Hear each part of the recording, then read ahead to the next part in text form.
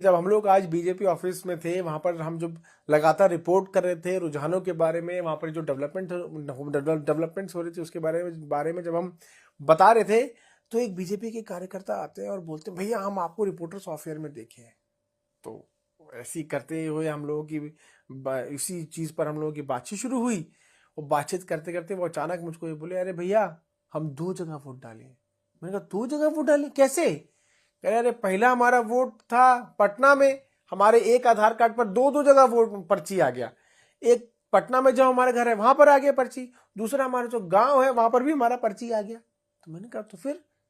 तो बताया कि हम फटाफट सुबह पहुंचे, अर्ली मॉर्निंग पहुंचे, 8 सवा 8 पहुंचे, फटाफट से हम देखे और कमल का निशान देखे, ठप से मारे और उसके बाद भागे वहां से।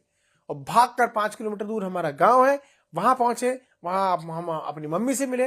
मम्मी ने बताया कि अरे बेटा तुम्हारा पर्ची आया हुआ है, तुम पर्ची लेके भागे सोनपुर में, वहां पे जो वोटिंग सेंटर है वहां पर गए और वहां पर भी वोट डाल दिया। तो मैंने कहा यार एक बात बताओ कि तुमने 2 जगह वोट डाला, एक जगह जहां पर तुमने पहली बार वोट डाला वहां पर जरूर तुम्हारे उंगली पर जो है वो स्याही लगी होगी, इंक लगी होगी इलेक्शन कमीशन की, तो देखा नहीं, रोका नहीं, तुमको मना नहीं किया? अरे देखता कैसे, पहचानता कैसे, हम तो मिटा दिए थे। मैंने कहा मिटा दिए थे? तो कैसे मिटाए? बोले अरे भैया बहुत आसान है, लोग पानी से मिटाता है, लोग साबुन से मिटाता है, हम मिटाए हैं पपीता का पत्ता तोड़कर उसमें से जो दूध निकलता है उसको अपने हाथ पर रगड़े और इतना जोर कर रगड़ते रहे रगड़ते रहे रगड़ते रहे रगड़ते रहे और नीला स्याही मिट गया। अरे ये नीला स्याही मिट गया तो उसमें से हल्का भी नहीं बचा, हल्का हल्का नीलापन भी नहीं दिख रहा था उंगली पर? कहते बिल्कुल नहीं दिख रहा था।